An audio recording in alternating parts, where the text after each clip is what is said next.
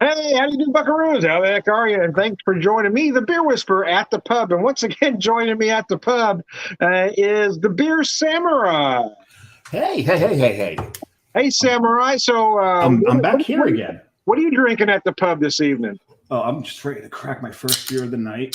It won't be my last. And anybody who knows me knows this is my favorite beer right here. Yes, I know you love that one. In fact, you sent that one to me. I sent one of these. I sent you a 12 ounce, a 16 ouncer. They're in 12s now.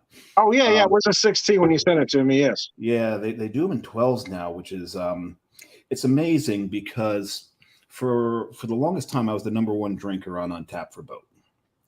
Someone snuck up and caught me. And I finally got onto this, and I finally realized, wait a second, those are 12-ounce cans he's drinking.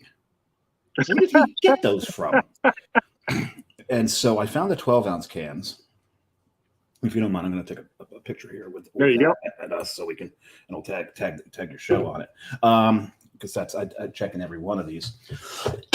So I got the 12-ounce cans and realized that you would think, right, you get 4 16-ounce cans, right? And you got 64 ounces. Right, so roughly it's a little bit, that's 5.5 12-ounce cans. I got news for you. That math's not right. Who is it? Maybe it is. I don't know. But seven 12-ounce cans go down a lot easier than 3 16-ounce cans. Well, more ounces, but yeah. And makes no mathematical sense, but someone explained it to me. They said because the 12-ounce cans, they stay cold, where the 16-ounce cans, they warm up. And, a hoppy beer, when it gets warmer, starts to wear out your palate. Yeah. Right. So that the coldness of the beer mitigates the tearing down of the palate, and you don't get as hop weary when you're drinking it cold. So you'll get that palate fatigue. Yep. Yeah.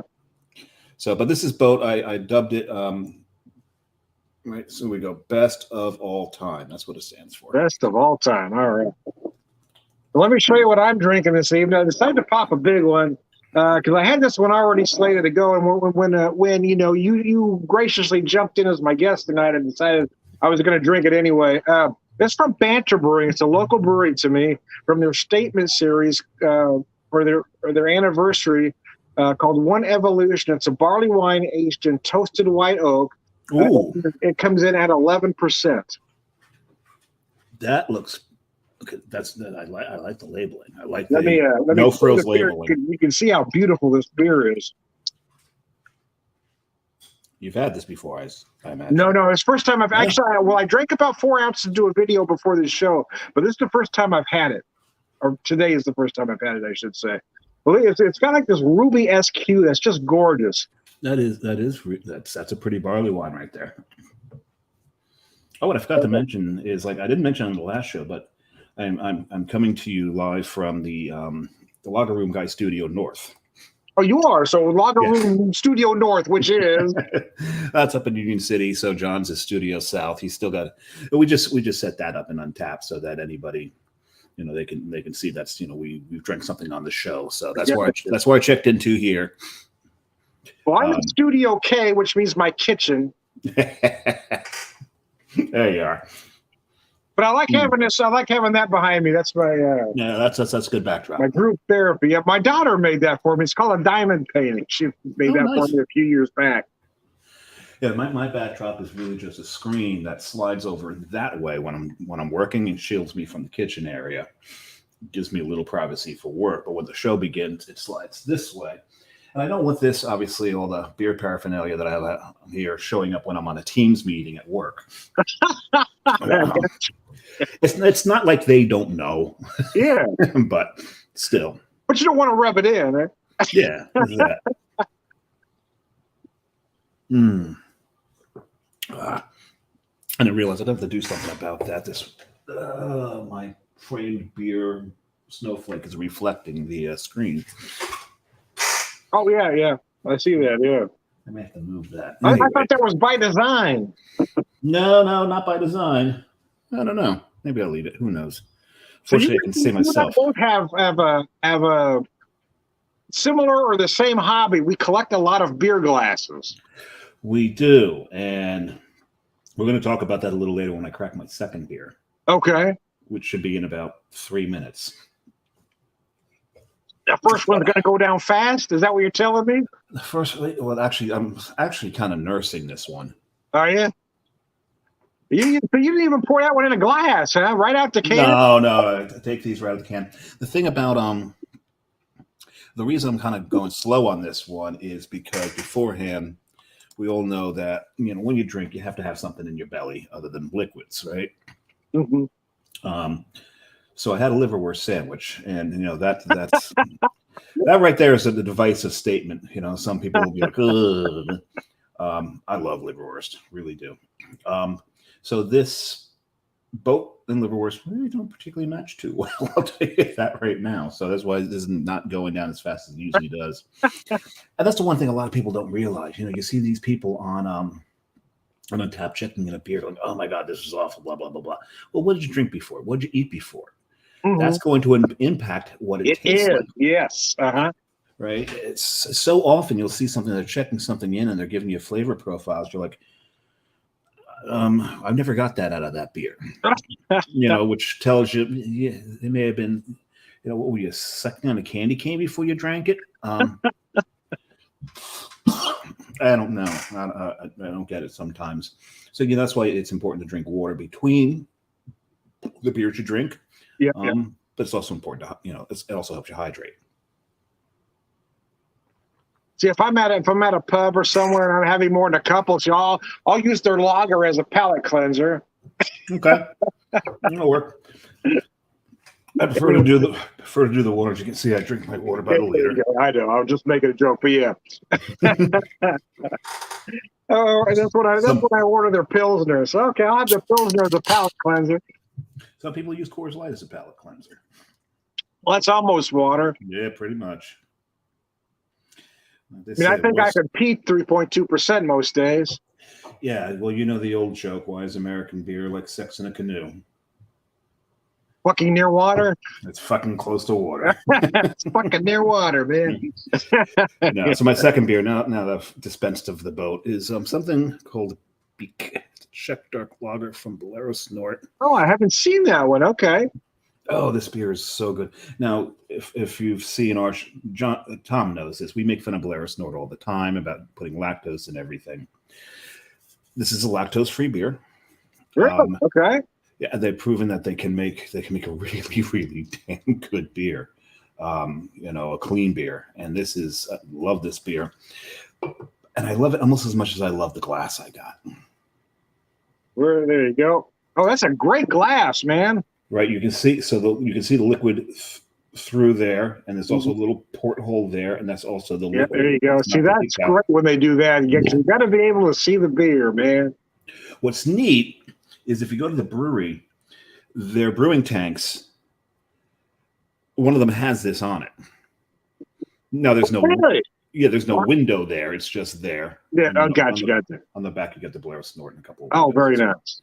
Their chill box actually has a decal on it that looks like you're looking into the Arctic with a bowl all bundled up.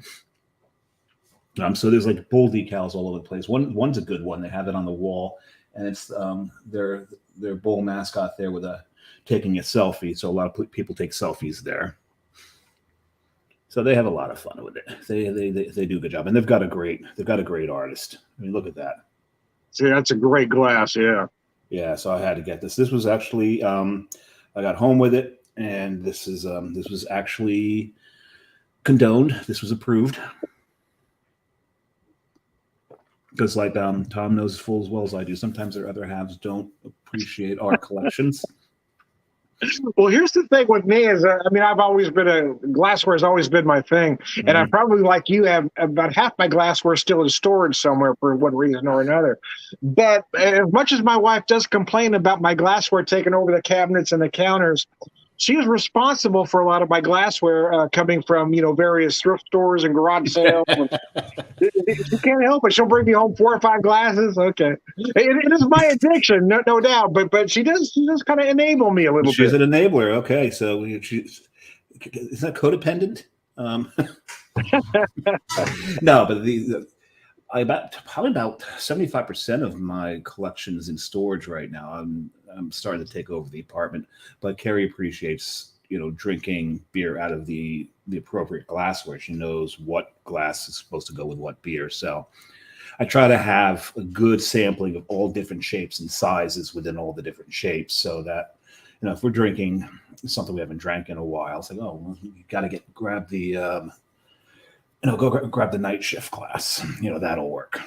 My favorite glass right now to drink out of is this one, because I'm really into lagers, and this sucker. Oh, right I love here, that. See, I've got one like that from my Springfield Brewing Company.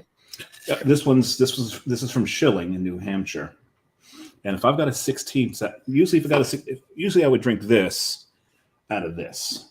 That's appropriate, because this is like a Czech nipple bug, right? You look in Prague, you look at the beer halls in Prague. It's these things they're drinking out of. Yeah, the one I have is a 500 mil. Yeah, that's probably about right for this one. It looks about the same size. Yeah. Yeah, I mean, look at this in my hand. It's like it dwarfs my hand. It's yeah. And this takes a 16-ounce can quite easily. Mm-hmm. I've got a couple that are ceramic. And I love ceramic because it keeps the beer colder, right? You can be holding onto your beer and you're not transferring your heat into the beer. Glass, it's so easy to do. Yeah. So ceramic keeps it colder. So I've got a couple ceramics, but the thing is, you can't see the beer. Yeah, that's right? the bummer. So if you don't care what to see the beer, ceramic's a beautiful thing. I've also got a couple of tankards made of lead. No, not lead. It's probably pewter. Hope it's pewter. Let's hope it's pewter. The most likely pewter, yeah. If it's lead, that explains a few things. That would explain some things, yeah. But I've got a couple of I actually have a couple sterling silver beer mugs. Really? So that I don't have. Yeah. I'm gonna get those. I'm gonna get those engraved with my logo, with the Beer Samurai logo on it. So that'll be fun. Yeah, that's something I haven't done yet. I've always wanted to do a Beer Whisper glass, but I haven't gotten around to it. You don't have a logo yet. You got to get yourself a logo. Yes, I need someone to design a nice logo for me. Yeah, you need to. Mine was actually designed. All I've got is the name, the Beer Whisper. You got to do something with it. I don't know what you would do with it, but I've got mine was. I can't really talk about the company I work for. They're a high-end jewelry company. We got artists that do the engraving and do the designings, and one of the artists in our engraving department actually drew my logo for me. Oh, nice. Yeah, so it was very cool. That was such a good beer. So what's your favorite beer glass? So I've got a few, and if I knew we were going to have this topic, I'd have grabbed a few to have handy with me. But there's a few I've got put away. I've got one. It's not necessarily because it's such a great glass. It's because the company doesn't exist anymore. I've got a couple of those. Yeah. I've got so back in the late '90s, I was working for the evil retail empire without mentioning a name. And I was transferred to Las Cruces, New Mexico, and then to El Paso, Texas. A year later, there was this brew pub out there called Jackson's. And we happened to be staying in a place where we lived was there was a Jackson's like right in front of us. So it was close enough where I could walk to work. So I'd walk to work. When I walked home, I'd stop at Jackson's and have a couple or so beers before I got home. Yeah. So if I wasn't home after work when my wife thought I should be there, she knew where I was. That's fair. So, I mean, again, just some of those that I've collected from various places, hops, I know doesn't exist anymore. Okay. An old brew pub chain called Hops that I picked up in Colorado Springs. And I've got a few of those that I know just can't be replaced. But I guess probably my favorite would be I've got a Pilsner Urquell glass that was sent to me from the brewery. They saw my video on Twitter. They said, "We love your video." They sent me a T-shirt and the glass and a certificate. That's beautiful. That's beautiful. So, if I had to narrow it down to one, it'd probably be that one. I think my favorite. My favorite, so beer trading has been around for a long time, right? And it really kind of started, beer trading used to be we get this beer in our state, you get that beer in your state. We don't get that beer. Let's trade. Yes. Yep. Right. And then it degraded into whales trading. Right. The ISO FT. In search of this, this is what I have for trade. And it became whales trading. And it was just, it got ridiculous as to, somebody, what it turned into is people would go to breweries, and this is why breweries started having to put limits on beers, because people would like get a case of, let's say, sexual chocolate. Mm-hmm. We're going back in the day. It's much Yeah, I got you. I don't know. It, yeah. Right. Or what was the other one? There was another one that was up from Portsmouth Brewing. I can't remember what that one was. But anyway, these whales, or Cantillon, anything, but these whales that people really, really wanted, and people would go to these breweries, they'd buy a case of it. One was for them, and the rest was for trading or selling on the gray market. Secondary market, yeah. Yeah. See, these are the folks that ruin it all for everybody else. Exactly. And it gets ridiculous. We've got a brewery in New Jersey, Kane Brewing, and they put out a beer called A Night to End All Dawns. We just all, use the acronym ANTIAD. And when they put it up for sale, they put it up for sale on a website, like you're buying tickets to a concert. Oh, wow. It sells out in minutes. And, people are going straight to the, as many as they can get their hands on. Because, let's face it, some of them are proxying for friends. I have no problem with that. That I've got no problem with. Because if you're getting it for somebody who is a close friend of yours and you're being the proxy, fine. But when you're getting it just specifically to trade for something else, that's whales trading. And I can't stand that. I'm going to circle back as to why I came upon this subject. There was a snapback movement. And it started on Beer Advocate. I don't know if it's still out there. This is a beautiful thing. It was called Beer It Forward. And the Beer It Forward concept was to battle the whales trading. And the person who ran the Beer It Forward would set how many people would be in the Beer It Forward first. Right? So say more often than not, it was no more than 12. And 10 to 12 is a good number. That way you got a good variation in geography where they were. So you figure out where everybody was. So then you would set the min and max. Some people set it at ounces. Some people set it at dollars. And then you would also then set swag, like either a glass, a hat, a shirt, something like that. And then what would happen is person running it would say, okay, this person's from Jersey. They're going to send to the person in Michigan. The person in Michigan is going to send to the person in Arizona. Arizona is then going to send to Massachusetts. Massachusetts is going to ship to California. That way you can get a huge variety from one place to the other. And then eventually the first person who shipped out would get a shipment from the last person.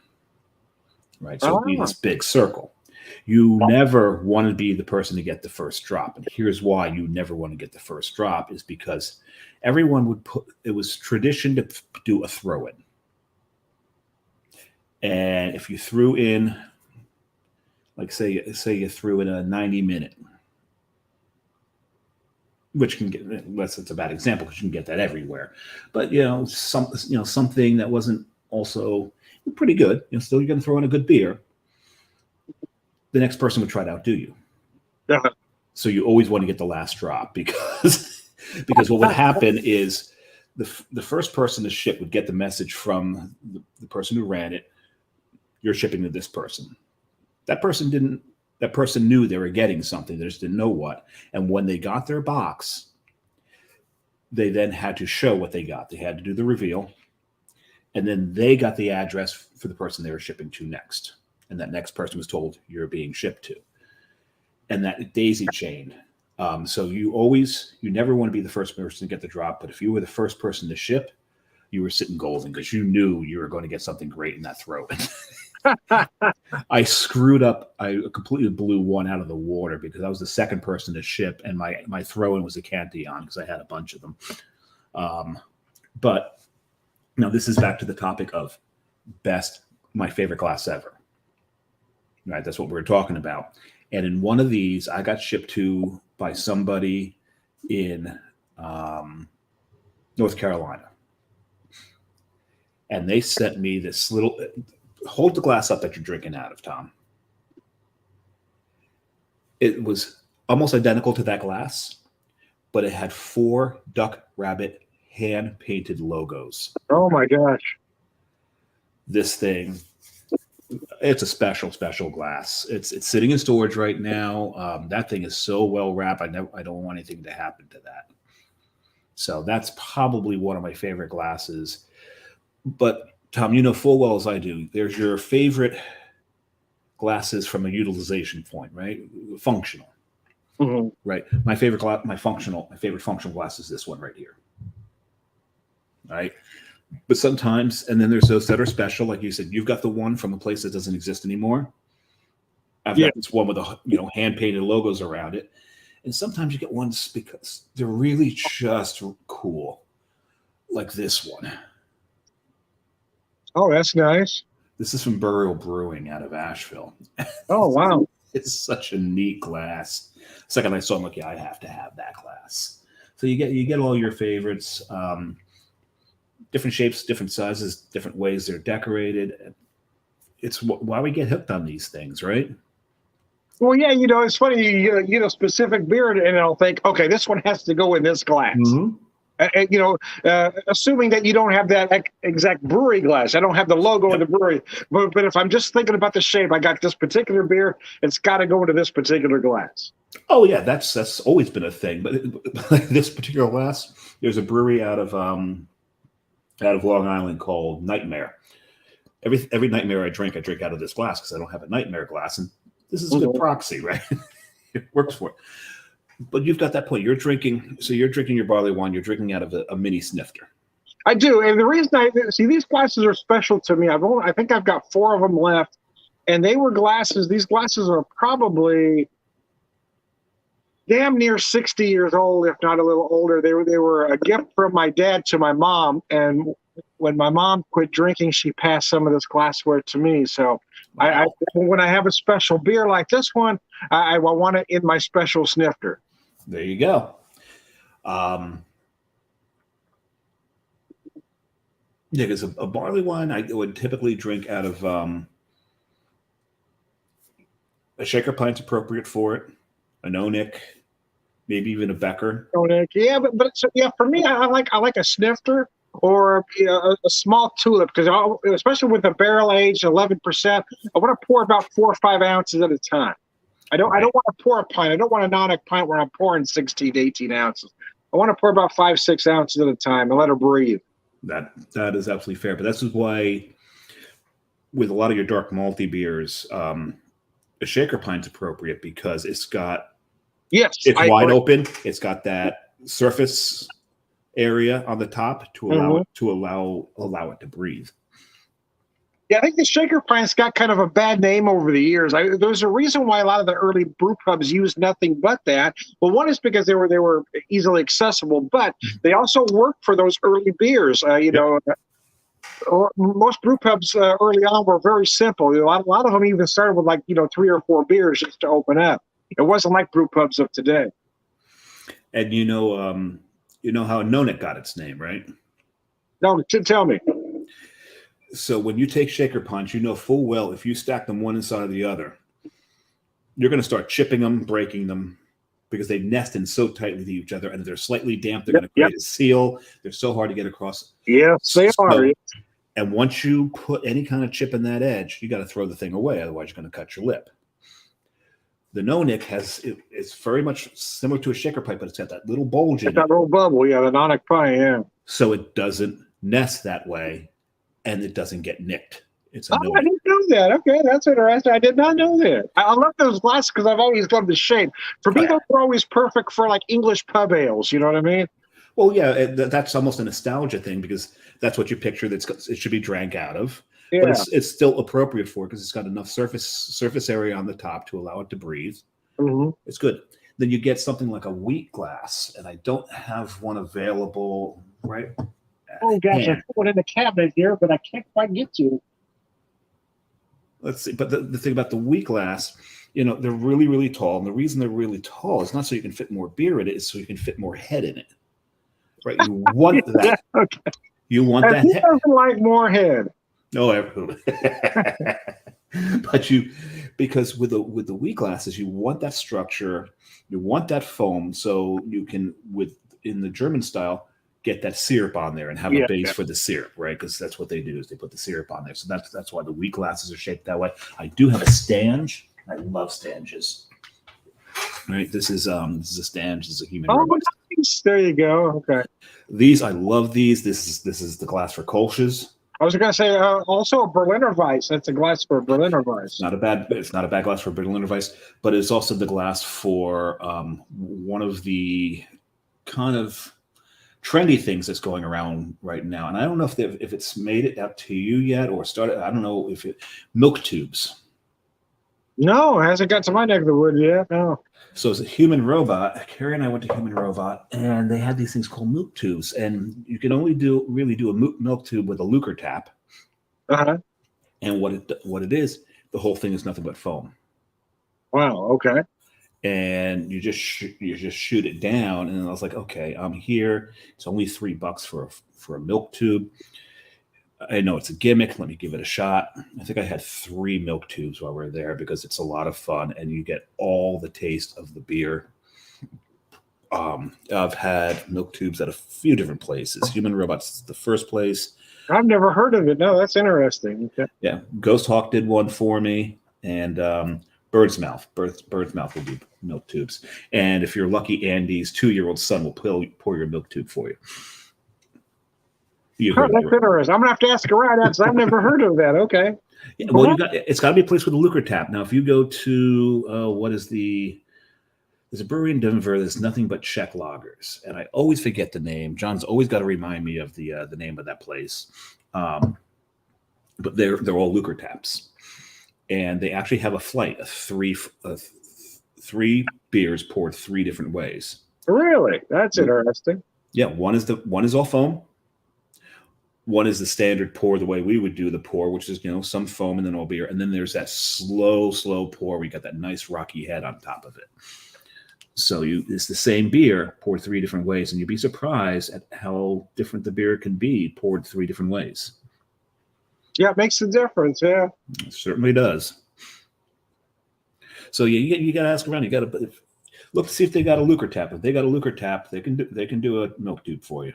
All right, I'll find out. I've never heard the phrase even. That's new to me, so I'll ask around. The Human Robot calls it that, and because Human Robot calls it that and it's popular out here, it's been kind of socialized. That's what it's called. So I don't know if it's called that everywhere. Gotcha. There's 3 different.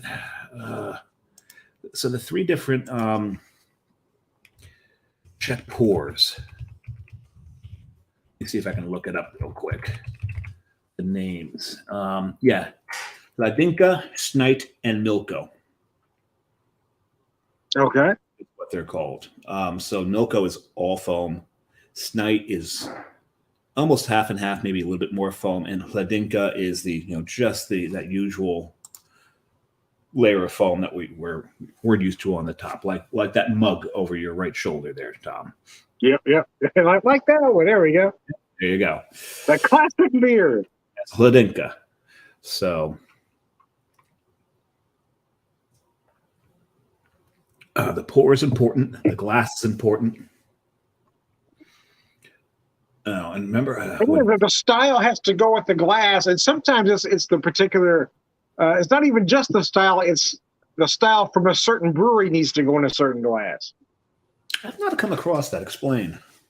Well, I mean, sometimes you'll get for instance, you've got a lager, so you get your lager glass, but not every brewery makes their lagers the same. So or for instance, maybe an imperial stout or a barley wine. So I've got a specific glass. So this particular brewery does their barley wine a little different. So I want that beer in a slightly different glass. Okay, I can see that. I'm not sure I've come across that in any particular brewery here. I do. No, that's not true. Maybe Well, for not. instance, I've got some classic, what I call classic tavern style Pilsner glasses. So if a brewery's doing an American style Pilsner, I use that glass as opposed to what most breweries will call a Pilsner, or most craft breweries will call a Pilsner glass, if that makes sense to you. Which, it does, because I've got two different Pilsner glasses right here, as a matter of fact.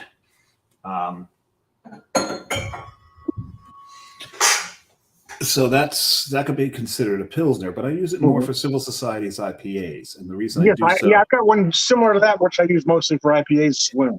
The reason I do is because that flared top. Right, I also find it works great for stouts, too. But the reason I like a flared top on an IPA is because it's allows the aromas of the IPA to come out. But this is more of your, what I guess it'd be more like a German style. So that's very similar to my Pilsner Urquell glass. Very similar. Yeah. So this is again Schilling, which is the same brewery that makes this bad boy right here. So I don't know. And then there's a different type of Pilsner glass, and I love this one as well. Where is it? This sucker. Oh, so that one is different. Okay. Right. And I don't know if this is truly a Pilsner glass, because this is Form. Form's out of Philadelphia, and they're mostly known for sours. But I don't know that a sour glass has a particular shape that's necessary to it. But I really do like this glass, and this to me, I would drink Pilsners out of. I'm just saying, or maybe a wheat beer. It looks like a wheat would work at that fine. Yeah. Yeah. So I've got every time that I see a glass that's a different shape that I don't have. Oh yeah, I'm in. Yeah, I'm all in. I want that glass. That's why on the rare occasion my wife and I go into a thrift store together. She'll go to the area she wants to go to. I'll go straight to the glassware. Because at a thrift store, you never know what the hell you're going to find. I mean, some of the best glasses I own came from thrift stores. Oh, I've got two Schneider Weiss glasses. And I bought them at an antique store. And one of the early Lager Room Guys show, I drank out of one of them. And John's like, "Where did you get that glass?" I said, "Oh, it's an antique store." He goes, "Oh, that's a great glass." I said, "Oh, I've got a match to it. But there's another set. I didn't buy both sets. So for Christmas that year, I got him the other set." Oh, nice. Very nice. Went back to it. That was up in Rhode Island. And most of the glassware there actually coming out of the owner's personal collection. He doesn't put it all out at once. So you have to, if you collect brewery ware, you've got to go back every now and then.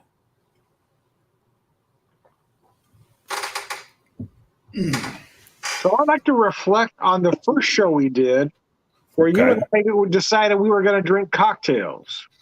We did drink cocktails, but I was drinking cocktails last night, so I decided to do beer. Yeah, well, I was reflecting back on that first show because I don't know about you. I was the guy that's supposed to be in charge of it, but we kind of lost control at some point. We were okay, screw it. We're just going to have another one. Because we both had planned exactly what we're going to have, but then we kept going. Yes, we did.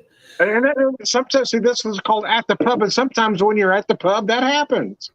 Yeah, it's I'm only going in for one. Our famous last words. Yeah, there's always a friend that says, "Oh, just one more." Okay, all right, one more, and then 2 beers later or 2 cocktails later, the other friend says, "Oh, how about just one more?" And it just keeps going in a cycle.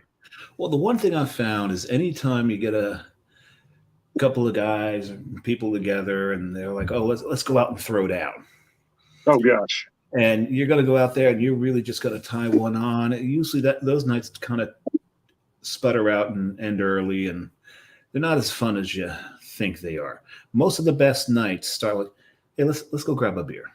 Yeah. Oh, that's just one. Okay, just one. I got time for a couple. Then I got to go home. Yeah. And then and next thing you know, it's like 6 a.m. You have no idea where your pants are, and you have no idea where that kangaroo came from. That's right. That was a fun day. See, now I flash back to the 80s after that story. Yeah. Oh, well, that's not alcohol. 1987 all over again.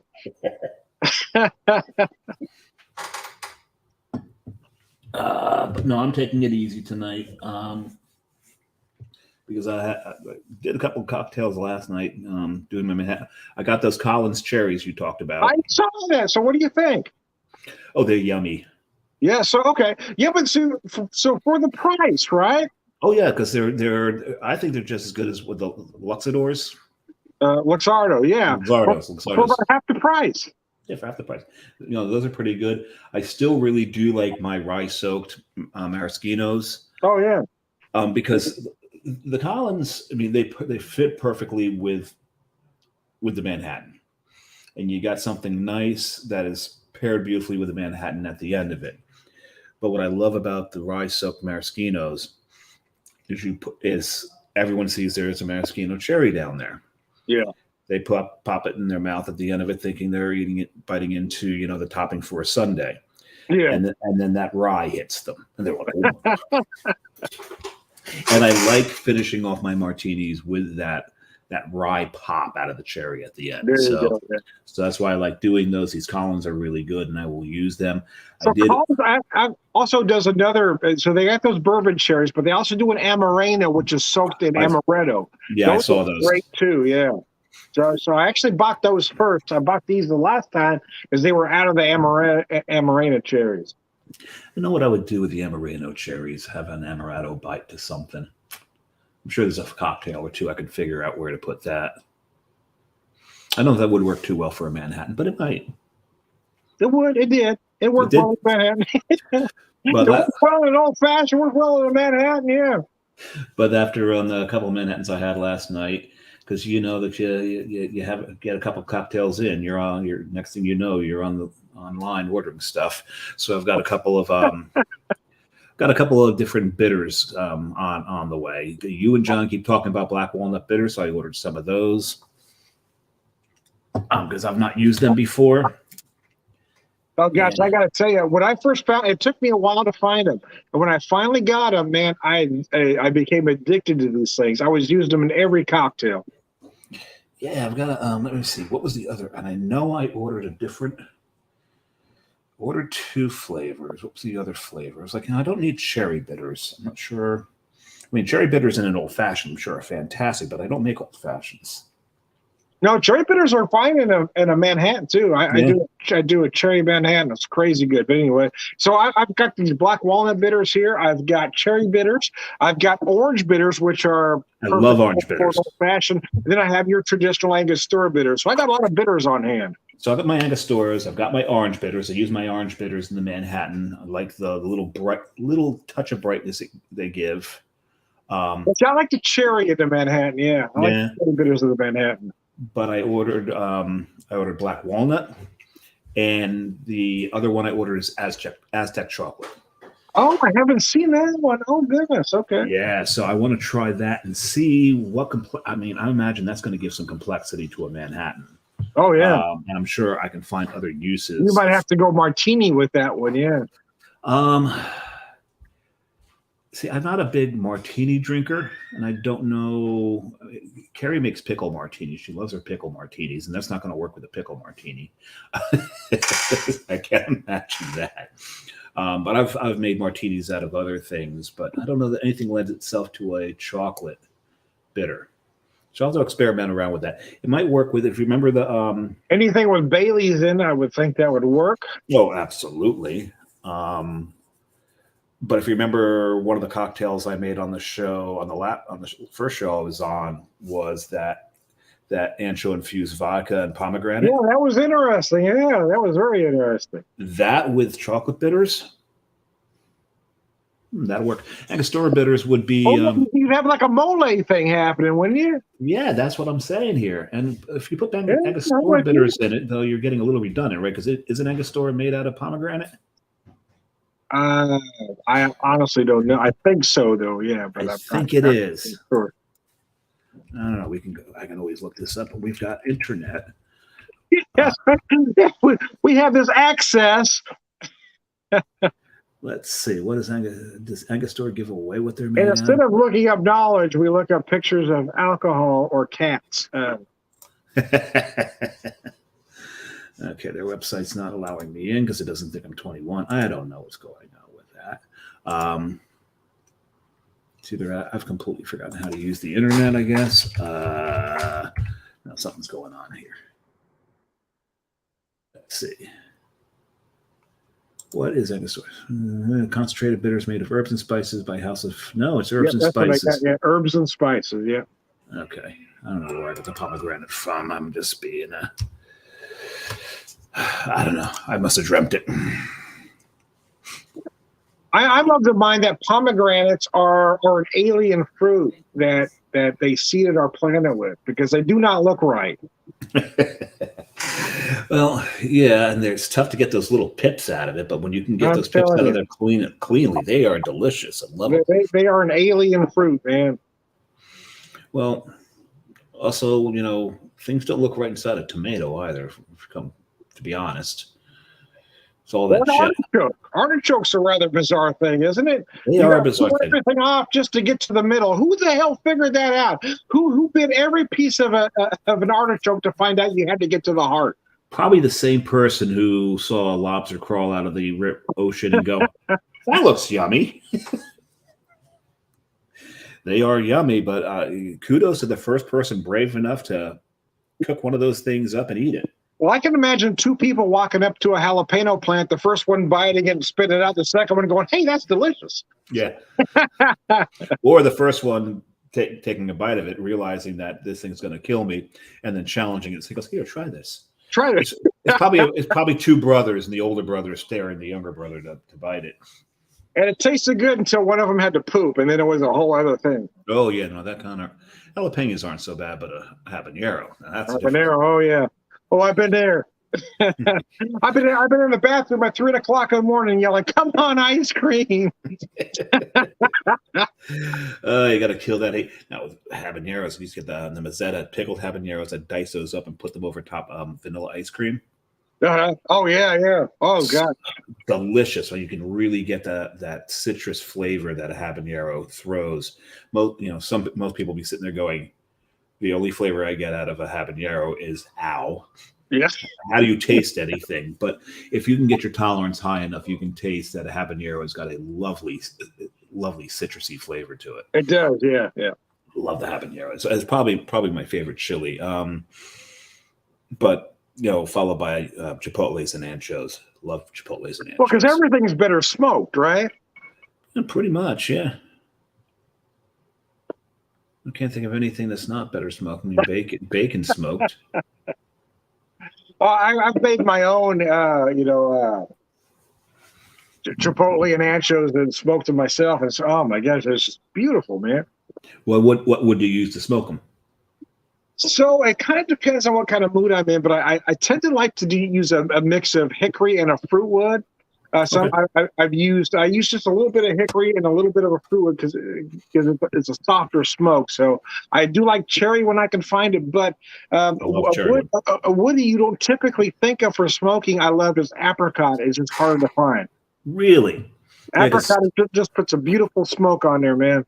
Because cherry and apple is typically what I use. Apple and cherry are easy to find, but there's a couple times I've been able to find apricot and mulberry, and they do a beautiful smoke. Wow, it's interesting. I used to have a smoker back in the day, but living in an apartment complex, they frown on smoke. Yeah. So I think I've told you this story before, but the story of my smoker I have now, I have a pit barrel smoker. So it's not necessarily high end, but it's not low end either. It's a barrel smoker. And you can't get anything wrong if you do it exactly how they tell you. There's no temp gauge on it. There's a couple holes on top where you put rebar through. If you do everything exactly how they tell you, you're not going to make a mistake. This thing is just beautiful. And they are a veteran-owned company as well. And I got this smoker because of the second the second check, the second COVID check, basically. The second stimulus check. The stimulus checks, yes. Hey, so that's what I did. I took the first stimulus check and paid bills because we were behind because nobody was working. Yep. But I took the second one and bought something for myself. But I did, in fairness, I asked my wife first. I said, "Do you mind if I do this? Are you okay with this?" She says, "Dear, you deserve it." So I did. I spent the money on it. I worked straight through COVID. I think I think we Did you? Yeah. except for 2 months. I think 2 months we had to close down. But I was out. I was furloughed 5 weeks when I came back. Yeah. yeah, I think we were 2 months, but we were paid for our first month full pay. Our second month I think we were paid 60%. Oh, really? So our company did the employees well. Um, I thought that was fantastic. So with my first stimulus check, I got a big screen TV. I've never had a big screen TV. Let me get myself a big screen TV. So that was good. Oh, this is good beer.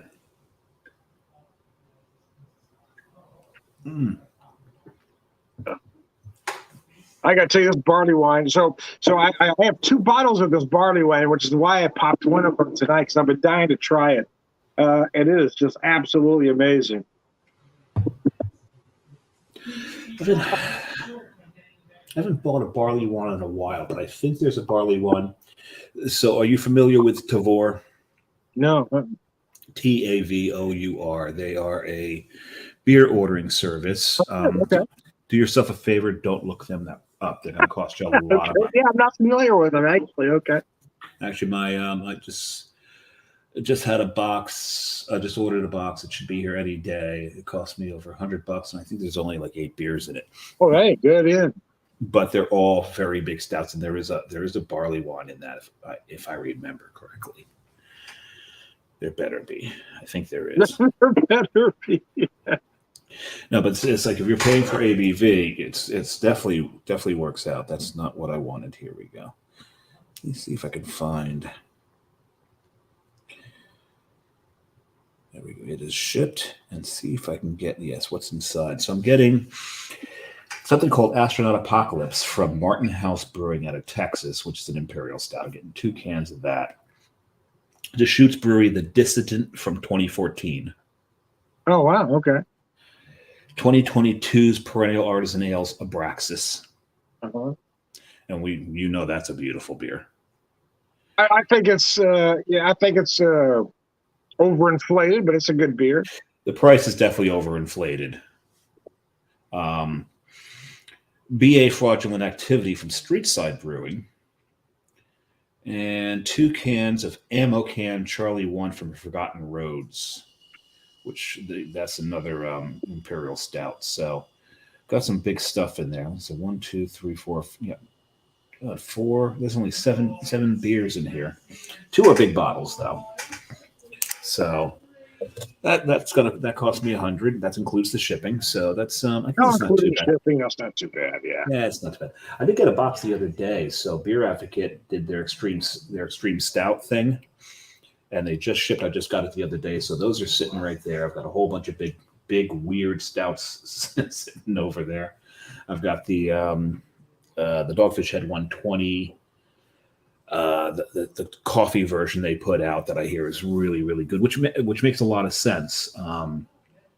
Because I had not the 120, the Worldwide Stout.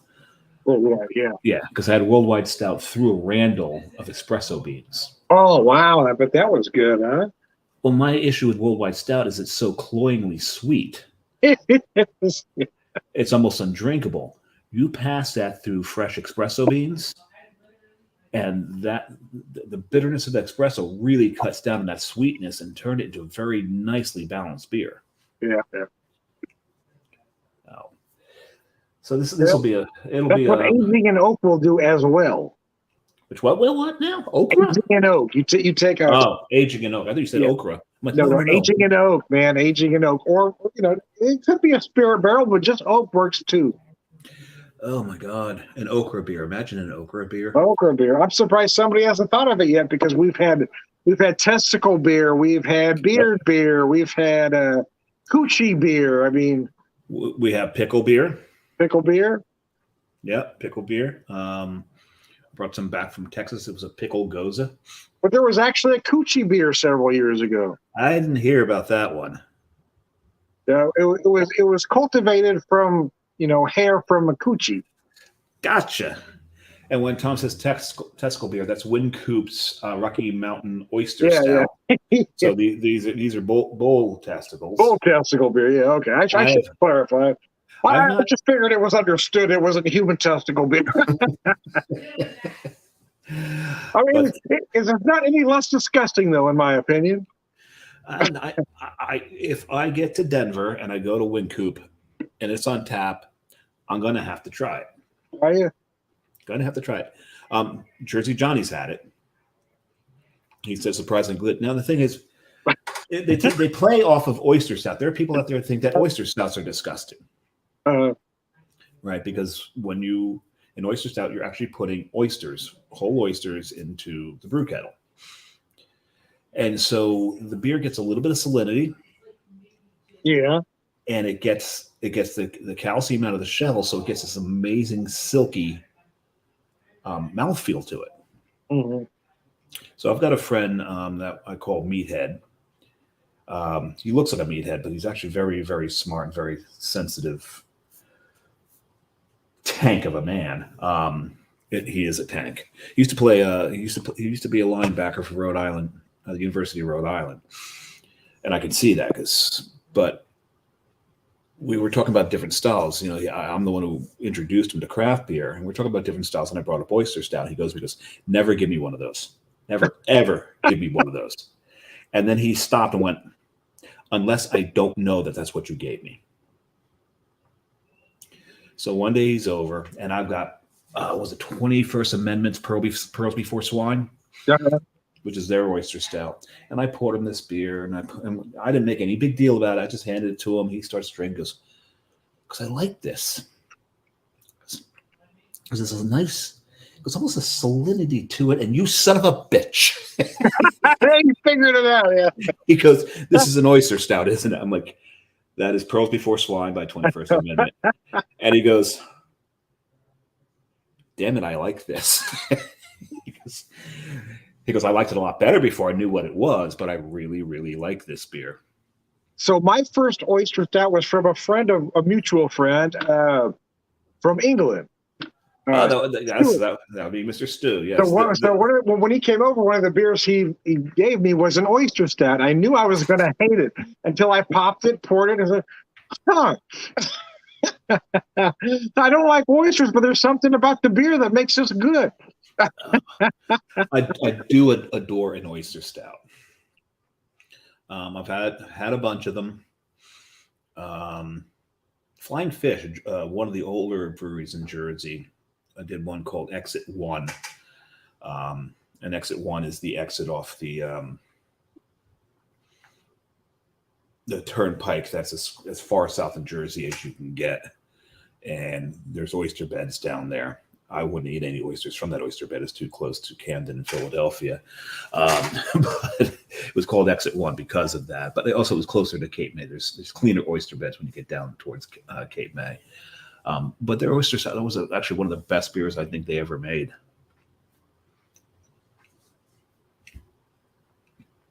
Very nice. It's not a style I would go back to often, in all honesty, but I did enjoy that one that I had. I mean, I've had others since then, but for me, it's you got to be in a specific kind of mood. Do you have a favorite style? In all honesty, I'm going to say no, but with a caveat. I have a favorite style per season. Okay. Shoot. Well, right now we're dead of winter. I love a barley wine or an imperial stout. Anything chucked in a barrel right now, I'm good till March. Gotcha. And can't argue that. In the spring, I love a classic. I love a classic, Pilsner. Okay. Just a beautifully done Pilsner or an American wet hop Pilsner I'm good with. Something crisp, refreshing, with a lot of flavor. We get into fall. I'm going to skip summer for a reason. Okay. We're going to get into fall. Yeah, of course I like those a Doppelbock, those autumn style beers. Okay. We get into summer. Do I have a particular summer style? Not necessarily. Anything, just anything I'm going to drink a lot of. Okay. Yeah. So yeah, for summer for me are lagers. Yeah, I like your Vienna lagers, your German lagers, your Czech lagers, Yeah, and I, yeah, I'm with and I you. and I love dark beers. So the Schwartz beers and the Tomavi Pivos. I'll be, even though they're maybe more of a fall beer, I'll drink those during the summer as well because they're nice, they're light. Fall, I can say you can take your pumpkin beers and you know what you can do with them. But Yeah, see, I'm not a fan of the pumpkin either, but yeah, I'm with you. keep that stuff. But you get, like you said, the Doppelbocks are coming out, the Browns are coming out, some Yep, yep. brown ales. But I gotta say, in fall, I'm looking more towards stouts at that point, and then winter, definitely stouts, definitely your um your Stouts, barley barley wines, wines, anything thrown in a barrel, man. Anything you want to age in a barrel, I'm drinking all winter long. and spring's like I'm all over the place in spring. I like a nice lambic. Yeah, or Kolsch is great in spring. Kolsch, yes, but I like it's a good season for me for sour beers. Yeah, I'll drink. we go back to summer. For me, you talk about sours. Berliner Weiss, I feel more as a summer than spring. Yeah, more so, but here's the thing: I'll drink almost all styles all year round. Yes, me too. Yeah, I again, don't. it kind of depends on my mood and that particular day, right? Yeah, so I think my favorite style is probably a nice non-lactose barrel aged stout. Yeah, I cannot disagree with that. For me, a barrel aged imperial stout or barley wine, I'm Num- in. Number two for me might be a Creek. Love me a cherry lambic. Yes, I'm not a fan of lambics. In all honesty, I'm not. I love Creeks. Yeah, I have to be in a specific mood. I'm not a huge fan. Tomavi Pivos are right up there for me. Drank one today. There you go. Dark Czech lager. That is a Tomavi Pivo. Um, and those are probably some of my favorites right there. British Dark Mild. Oh, there you go. Okay, yeah. It's just absolutely love those things. So there's this, and like you said, that the Doppelbock is, I don't know how high up there is, but there is some that are really quite special. Oh, I love a doppel. Yeah. So, but that's where I am with the styles, at least. But there's only a few styles. Any styles you don't like other than pumpkin? See, I don't necessarily hate the pumpkin. I'm not a big fan. It's got to be a good one for me to drink them, but I won't just dismiss them completely. Well, your state makes actually one of my favorite pumpkins. Schlafly. Yes. Schlafly makes the classic pumpkin. Yeah. Yeah. Is there any styles I hate? I don't know that I have a hate. I have a like a little more than other styles. You know what I mean? I don't know that I hate any. There's only one that I think I hate. It's called a Faro, Faro, and it's a super sweet lambic. And to me, it's cotton candy. It's just I'm not familiar with the style, so I have an opinion either way. I have styles I rank above others, but no, I don't know if I have a specific hate. I'm an equal opportunity beer drinker, David. I'm also not a huge fan of, believe it or not, and this is weird for a lot of people, I'm not a huge fan of wits. I don't like cardamom. Yeah, I like the cardamom, but that's not what I dislike about wits. There's other things I dislike about wits, but yeah, other than they're just, I don't know what's the word I'm looking for. They're too prevalent, maybe. They're too pedestrian, I guess, is the word I'm looking for. Wits seem to be very pedestrian. Which are the craft beers that macro drinkers want to drink? Yeah, that is one of those because you always get that statement. I like craft beer. I drink Blue Moon. Yeah, so that makes me want to do this every time. Oh yeah. My God. Or I love the Belgians. Blue Moon's one of my favorite beers. Yeah. Okay, so Colorado's been moved to Belgium. It's nice. Yeah. It's good to hear. That's exactly right. Yeah. Yeah, there's times you try not to judge other beer drinkers, but there's times where they just force you to. And Blue Moon drinkers tend to be right up there as far as quantity of just face palming. I don't like to go out of my way to make people look stupid, but sometimes they do it for themselves. Yes, I usually just bite my lip. I guess so. Oh my God. Okay, really? Because once they say that, now you know what you're dealing with, right? That's funny. There was a bar. Unfortunately, we lost it to COVID called Poor Henry's. A friend of Oh mine, no. friend of mine, Jesse, ran it. He had just an amazing tap list. And we would do bottle shares there. And I was there one time with Meathead, and across the bar is this guy, and he's got like 4 other people there, and he's teaching them about craft beer. And Jason looks at me because now Jason's listening, and I've taught him enough that he knows he's wrong about a few of these things. Like, you going to correct him? Like, no. He's like, why not? I said, because that used to be me.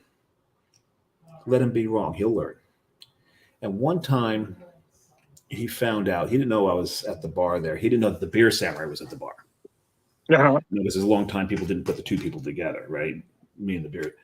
And one time he found out I was there. So he comes in, he walks in, he goes to the owner, he goes, where's the beer samurai? I just saw him check in here. Because he's sitting right there. So he comes, sits down, introduces himself. I said, no, I know who you are. He's like, you know who I am? I said, I've been here many times when you've been in with your group. I said, and I listen to you, and I listen to your school. And he goes, how much do I have wrong? And immediately I liked the kid for asking that question. Yeah. Right? And I said, probably more than you think. He goes, Dad. He goes, tell me what I have wrong so I can get it corrected. I'm like, no. You will learn.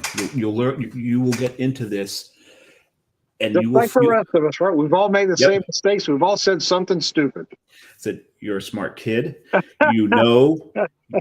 You are willing to admit that you're wrong about something, which means you will teach yourself. And by doing so, I said, we can sit here, and if you say something wrong, I'll correct you. But I'm not going to correct some of the stuff that you told your troop. Mostly because I couldn't remember what he told his troop. I remembered some of it, but well, you never want to make somebody look bad in front of their friends, too, no, right? definitely not. So we talked for a little bit. There's no point to that. Yeah. Oh, he asked me a lot of questions. We sat there for a while. I wonder what he's doing now. He was a good kid, smart, so enthusiastic about craft beer, and you gotta love those people that just, because let's face it, there's nobody who knows everything there is to know about beer. Well, no, there are some certain facts that you can't dispute, but a lot of it is just opinion. Well, there's that. Yeah, there's opinion, but with him, I was talking about some of the facts that he was putting out there. Yeah, but you and I have both talked to so-called experts, and most of what they're talking about is their opinion of something, of a certain subject. Certainly, but when you're talking to somebody about the brew process, what the beer is supposed to be, what makes it an IPA rather than a pale ale, and to this day, I don't know if I can even answer that question anymore. Well, that's a little muddled these days, though, right? It's extremely muddled. Back in the day, it was really we mostly thought it was just the ABV, and that really wasn't the case. It's grain bill has got a lot to do with it. Yes, absolutely. Right? What is the difference between a porter and a stout? Now, that line is unclear at some point. At some point in history, that line was unclear. A stout was just a stronger porter. That's all it was. But they started brewing them different, changed the grain bill up a little bit, and the grain bill is now the difference between the stout and the porter. What that difference is, it has something to do with, is it unmalted barley's in it or something? I can't even remember anymore. Well, yeah. Well, see, the thing is that used to be the case, but again, that line has become muddled, right? So a stout tends to use maltodextrin, which will thicken the body without adding alcohol, whereas a porter doesn't do that. However, there are some other differences, but yeah. Yeah, so things get a little clear. I mean, there is the BJCP. Oh God, don't get me started. We're going to talk another hour if we got a BJCP. Yeah, I don't want to get too much into that, but there's so many styles. Like, what's the difference between a saison and what's the other style that's really close to it? I'm forgetting now. There's a style that's really close to saison. What's the difference between them? So it's and I don't. I'm not even sure I want to truly know the differences and Well, get I that. guess, you know, we start to muddle the difference between, what tastes good, what's important, and then you just being downright pretentious. And I think Yeah. that's the problem is a lot of craft beer drinkers have become downright pretentious rather than just enjoying the damn beer. Well, that's the case again. Back to Poor Henry's, we had the bottle share there, and they'd be all smelling the beer, drinking, and I'd be right along with them. And then finally, like, Dave, we're getting this one element out of the beer. What's that flavor component we're getting? And I looked at him like, I just want to drink my damn beer. I don't want to. Can I just enjoy the damn beer? I don't want to break it down right now. I'm loving this beer. Because Good Lord. back in the early days, I had actually broken down, how the fallacy that is the tongue map. Yeah. Right. That tongue map is wrong. Okay. Because they say sweet is at the tip of the tongue, salty is at the back or whatever. I'm sorry. If you put the tip of your tongue into a thing of salt, you're going to taste salt because every type of receptor on your tongue exists everywhere in your tongue and on your palate. It's just in greater concentrations in different areas. That's the only difference. The tongue map makes it seem like you only get sour here, you only get salty here, you only get sweet here, and that's just not the case. So, and a lot of people don't realize that your nose enters into it so much. It does. Right. And there's folks that want to take just a sip and they only taste at the tip of their tongue, and they hate it because they didn't let the rest of the palate get a hold of it. Yeah, you got to get into your mouth. That's why, talking about pretentious, your wine drinkers take a sip of the wine and then suck air through their teeth to aerate everything and cover. Yeah, see, I am just starting to learn about wine, and I ain't doing that. It does really help open it up and kind of give you a better idea of all those flavor components. But half the battle with tasting wine and tasting beer is learning the language. Yes. You know what it is you're tasting, but you don't know which word to use for it. So there's the wine flavor wheel, there's a beer flavor wheel, and that'll give you hints as to what you're tasting. Unfortunately, some people get stuck into what I refer to as the mind fuck, and I've tested this, where you'd be tasting a beer, I'm like, I get a little asparagus out of this one. And everybody like, oh yeah, I got a little asparagus. And I didn't get any asparagus out of it. I just want to see if they wanted to be subjected to the power of suggestion. Yeah. So a lot of times, beers tell you what their flavor profile is on the can. Don't read. Do yourself a favor. Don't read it. Because you're going to get those flavors because you've already been told that. You've already been told. Yeah, I will intentionally not look at. I won't look at the website. I want to try a beer without looking at those notes. Yeah. There's a winery about 45 minutes out of town that we visited, and then they do a great tasting. You can taste everything on their list for about 13 different wines for about $5. They get a glass to take home with it. It's absolutely brilliant. But anyway, he says he intentionally does not put tasting descriptions because he wants you to be able to taste what you taste. And I respect that, and I love that. Absolutely love that because everyone's palate's different. And I'm coming at it from a beer guy's point of view, so I might be getting flavors because I'm used to drinking beer that somebody that only drinks wine might not pick up. Right. So that's always a lot of fun. And I've said this. If I've said this once, I've said it a million times. You're only going to taste what you know. If you don't eat or, if you've never ate a mango, you're not going to taste mango. Oh, of course, you're going to taste something. You just don't know it's called mango. Yeah, your brain is going to interpret it as something else. You're going to say, I taste this. Well, you're not wrong because that's what you know. But if you had this is what they want you to taste. Anyway, I'm going to cut this off, Dave, because last time we ran really, really long. It did. I want to thank the Beer Samurai for joining me on this impromptu show. Thanks for asking me. Tom, the Beer Whisperer, Beer Evangelist, Beer Drinker, Purveyor Wisdom, and say it with me. All around. Good guy. Hey, thanks, Dave. I appreciate you joining me here. We're done. Cheers, everyone.